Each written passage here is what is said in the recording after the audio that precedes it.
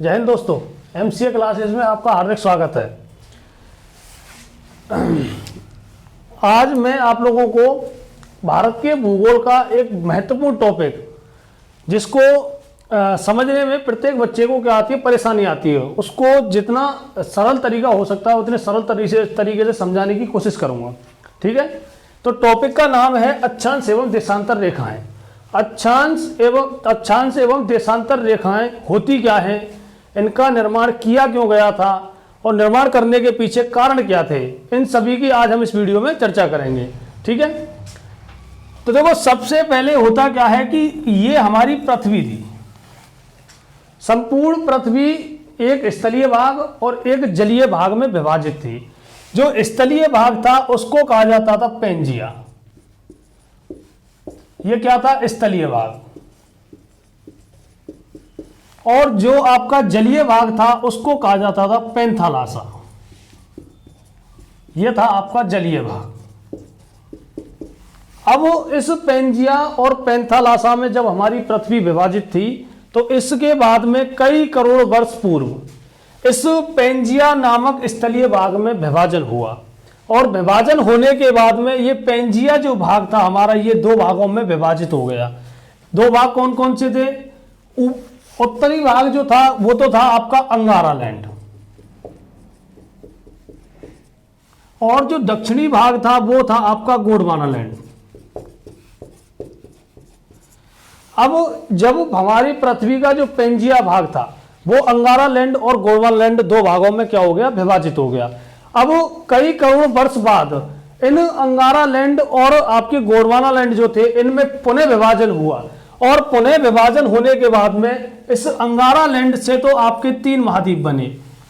तीन महाद्वीप कौन कौन से बने? नंबर एक एशिया, दूसरा आपका यूरोप और आपका उत्तरी अमेरिका। ये जो तीन महाद्वीप हैं ये तो आपके अंगारा लैंड के भाग थे। उसके बाद गोंडवाना लैंड में जो विभाजन हुआ इससे हमारे चार महाद्वीप बने। चार महाद्वीप कौन कौन से थे आपके? एक तो था आपका दक्षिणी अमेरिका, एक था आपका अफ्रीका महाद्वीप, एक था आपका ऑस्ट्रेलिया और एक था आपका अंटार्कटिका। ये जो चार महाद्वीप थे ये गोंडवाना लैंड के विभाजन के बाद बने थे। ऊपर वाले जो तीन आपके महाद्वीप थे ये आपके अंगारा लैंड के विभाजन के बाद बने थे। अब इस तरह से पृथ्वी एक व्यवस्थित रूप अपने क्रम में आ गई। अब व्यवस्थित क्रम में पृथ्वी के आने के बाद में भूगोलवेत्ताओं के द्वारा यह विचार किया गया कि इस पृथ्वी की जलवायु का निर्धारण, समय एवं तिथि का निर्धारण किस आधार पर किया जाना चाहिए। और इसके निर्धारण के लिए उन्होंने कुछ काल्पनिक रेखाओं की कल्पना की और उन्हीं काल्पनिक रेखाओं को हम अक्षांश और देशांतर रेखाएं कहते हैं। तो सबसे पहली बात तो यह है कि ये जो अक्षांश एवं देशांतर जो रेखाएं हैं ये काल्पनिक रेखाएं हैं। कैसी रेखाएं हैं ये? काल्पनिक रेखाएं, यानी वास्तविक रूप में इनका कोई अस्तित्व ही नहीं है, इनकी ओनली कल्पना की गई है।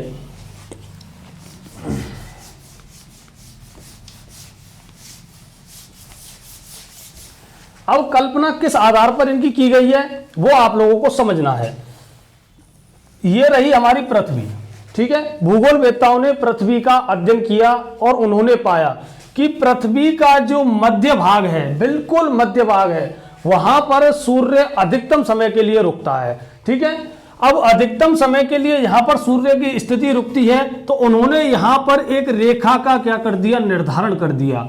और उन्होंने इस रेखा को नाम दिया 0 डिग्री भूमध्य रेखा। क्या नाम दिया? 0 डिग्री भूमध्य रेखा। ठीक है, उसके बाद में इन्होंने एक चीज और नोटिस करी कि अब सूर्य का प्रकाश उत्तरी गोलार्ध और दक्षिणी गोलार्ध में कहां कहां तक फैलता है। तो इन्होंने देखा कि सूर्य का जो प्रकाश है वो 23.5 डिग्री उत्तर और 23.5 डिग्री दक्षिण में फैलता है आपका। ठीक है, अब जो 23.5 डिग्री उत्तरी जो रेखा थी इसको नाम दे दिया गया कर्क रेखा, और 23.5 डिग्री जो दक्षिणी रेखा थी इसको नाम दे दिया गया मकर रेखा। ठीक है, सबसे पहली बात आपको समझना क्या है कि पृथ्वी पर पूरब से पश्चिम की ओर खींची गई जो रेखाएं होती हैं बात करेंगे अक्षांशीय रेखाओं की। अक्षांशीय जो रेखाएं होती हैं, सबसे पहले तो ये खींची किधर से किधर जाती हैं, तो इनको पूरब से पश्चिम की ओर खींचा जाता है। ठीक है, स्थिति किधर की निर्धारित करती हैं, स्थिति निर्धारण, तो ये उत्तर और आपके उत्तरी और दक्षिण की स्थिति को निर्धारित करती हैं।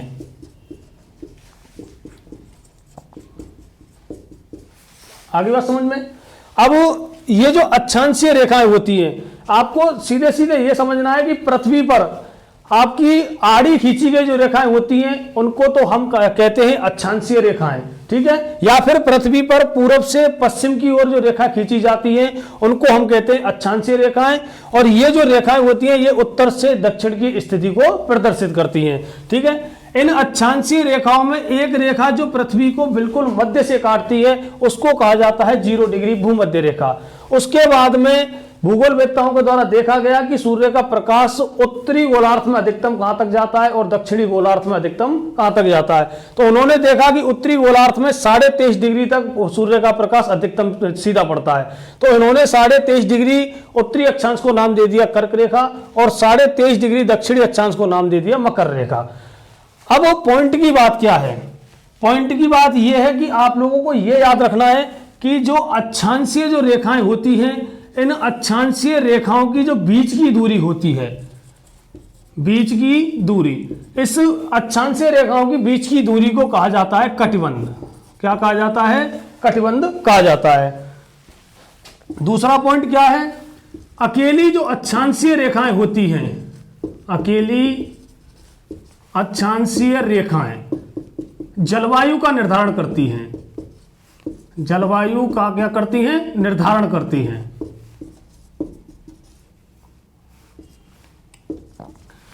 अब इससे आप लोगों को क्या समझ में आया कि अक्षांशीय रेखाओं की कल्पना की क्यों गई थी भूगोलवेत्ताओं के द्वारा, जलवायु निर्धारित करने के लिए। ठीक है, तो जो अक्षांशीय रेखाएं होती हैं इनके द्वारा जलवायु का क्या किया जाता है, निर्धारण किया जाता है। अब जलवायु का निर्धारण किया किस प्रकार से जाता है आप लोगों को वो समझना है।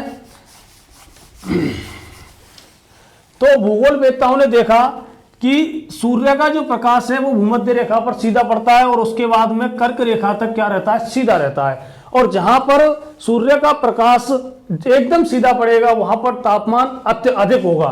ठीक है, और जब तापमान अधिक होगा तो आप लोगों को एक बात याद होनी चाहिए कि जहां आपका तापमान अधिक होगा उसको हम भूगोल में कहेंगे उष्ण। क्या कहेंगे, उष्ण कहेंगे। ठीक है, आपकी जो अक्षांशीय रेखाएं इनकी बीच की दूरी को क्या कहते हैं, कटिबंध कहते हैं। तो ध्यान रखना आप लोग 0 डिग्री भूमध्य रेखा से लेकर के 23.5 डिग्री कर्क रेखा तक के मध्य का जो स्थल है वो किस में आते हैं, आपके उष्ण कटिबंध में आते हैं। किस में आते हैं, उष्ण कटिबंध में। ठीक है, उसके बाद उन्होंने आगे देखा कि सूर्य का प्रकाश धीरे धीरे धीरे धीरे तिरछा होता जाता है और सूर्य का प्रकाश 66.5 डिग्री उत्तरी अक्षांश और 66.5 डिग्री दक्षिणी अक्षांश पर जाकर के क्या हो जाता, अत्यधिक तिरछा हो जाता है। इसलिए ठीक है, उसके बाद में जैसे जैसे सूर्य की किरणें तिरछी होती जाएंगी तापमान कम होता जाएगा। तो ध्यान रखना आप लोग 23.5 डिग्री उत्तरी अक्षांश से लेकर के 66.5 डिग्री उत्तरी अक्षांश और 23.5 डिग्री दक्षिणी अक्षांश से लेकर के 66.5 डिग्री दक्षिणी अक्षांश, इसको इसके मध्य का की जो जलवायु है वो है आपकी शीतोष्ण जलवायु, शीतोष्ण जलवायु। या फिर इसके मध्य की जो जलवायु है वो किस में आएगी, आपकी शीतोष्ण कटिबंध में आएगी। उसके बाद में ये आपका सूर्य के वृष्टि छाया प्रदेश में पड़ता है। यहाँ पर सूर्य 66.5 डिग्री से के बाद में सूर्य का प्रकाश नहीं पहुंच पाता है, इसीलिए 66.5 डिग्री उत्तरी अक्षांश और 66.5 डिग्री दक्षिणी अक्षांश में क्या पाई जाती है, बर्फ पाई जाती है। ठीक है, तो इसीलिए आप लोगों को पता हो तो अंटार्कटिका महाद्वीप पर बड़े बड़े ग्लेशियर पाए जाते हैं, वहां पर कभी भी सूर्य का प्रकाश नहीं पहुंच पाता है जिससे बर्फ नहीं पिघल पाती है। इसलिए आपका जो अंटार्कटिका महाद्वीप है वो आपका ध्रुवों पर स्थित है, जिनका नाम है 90 डिग्री उत्तरी ध्रुव और 90 डिग्री दक्षिणी ध्रुव। ये जो 90 डिग्री उत्तरी ध्रुव है और 90 डिग्री जो दक्षिणी ध्रुव है इन पर हमेशा क्या पाई जाती है, बर्फ पाई जाती है, क्योंकि यहां पर सूर्य का प्रकाश नहीं पहुंच पाता है। यह तो रही आप लोगों की अक्षांशीय रेखाओं की बात। अब हम बात करेंगे देशांतरीय रेखाओं की। देशांतरीय रेखाएं, देशांतरीय रेखाएं होती क्या है, इनका निर्धारण किस प्रकार किया गया है, इनकी कल्पना क्यों की गई। तो आप लोगों को ये चीज ध्यान रखना, ये है हमारी पृथ्वी। इस पृथ्वी पर 90 डिग्री उत्तरी ध्रुव और 90 डिग्री दक्षिणी ध्रुव, इन दोनों ध्रुवों को मिलाने वाली जो काल्पनिक रेखा होती है उसको हम देशांतरीय रेखा कहते हैं। ठीक है, या पृथ्वी पर सीधी खींची गई रेखाएं क्या कहलाती हैं, देशांतरीय रेखाएं कहलाती हैं। ठीक है, ये जो देशांतरीय रेखाएं हैं इनकी कल्पना करने के पीछे कारण था आपका समय एवं तिथि का निर्धारण हेतु।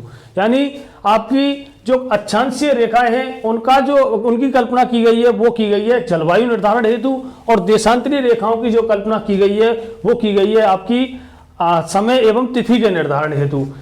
ये आपकी जो 0 डिग्री, इसको हम क्या कहते हैं, इसको कहते हैं 0 डिग्री ग्रीनविच रेखा। क्या कहते हैं, 0 डिग्री ग्रीनविच रेखा, या फिर इसी को 0 डिग्री देशांतरीय रेखा कहते हैं। इसको हम प्रधान यामोत्तर रेखा भी कहते हैं, प्रधान यामोत्तर रेखा। इसको प्रधान यामोत्तर रेखा इसलिए कहा जाता है क्योंकि संपूर्ण विश्व के समय का निर्धारण इस रेखा के द्वारा किया जाता है।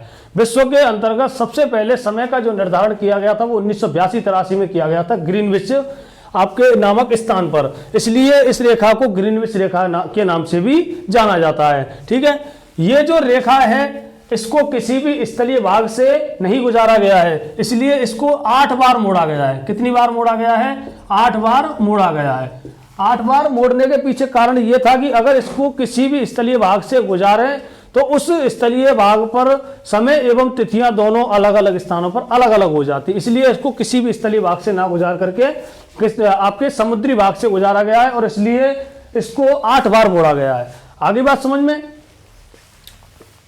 उसके बाद में आप लोग ये समझ ही गए होंगे कि ये जो देशांतरीय रेखाएं हैं इनका जो निर्धारण है वो किस लिए किया गया है, तो इनका निर्धारण किया गया है आपकी समय एवं तिथि के निर्धारण हेतु। अक्षांशीय रेखाओं की कल्पना की गई है आपकी जलवायु के निर्धारण हेतु। सबसे बड़ी अक्षांशीय रेखा है 0 डिग्री भूमध्य रेखा। ठीक है, 0 डिग्री भूमध्य रेखा से 23.5 डिग्री कर्क रेखा और 23.5 डिग्री मकर रेखा के मध्य आपका उष्ण कटिबंध पाया जाता है, क्योंकि यहां पर तापमान अधिक होता है। उसके बाद 23.5 डिग्री से 66.5 डिग्री आर्कटिक रेखा, और इधर को दक्षिण में 23.5 डिग्री से 66.5 डिग्री आर्कटिक रेखा तक आपका शीत कटिबंध पाया जाता है, यानी ना तो ज्यादा अधिक तापमान और ना ही कम तापमान। ठीक है, उसके बाद 66.5 डिग्री उत्तर में और 66.5 डिग्री दक्षिण में आपका जो तापमान पाया जाता है वो शीत तापमान या शीत कटिबंध का तापमान पाया जाता है, जिसमें क्या है कि हमेशा क्या रहती है, बर्फ जमी हुई रहती है। ठीक है, ये रही आपकी अक्षांश एवं देशांतरीय रेखाओं की बात। इसमें सबसे पहली बात तो आपको यही रखनी है कि जो इनका निर्धारण किया क्यों गया था, ऐसी क्या जरूरत पड़ी कि इनकी हमें कल्पना की गई थी। ठीक है, आप लोग इस बात का जवाब मेरे को कमेंट में जरूर दें, और हमारे चैनल को लाइक शेयर एवं सब्सक्राइब जरूर करें। Thank you.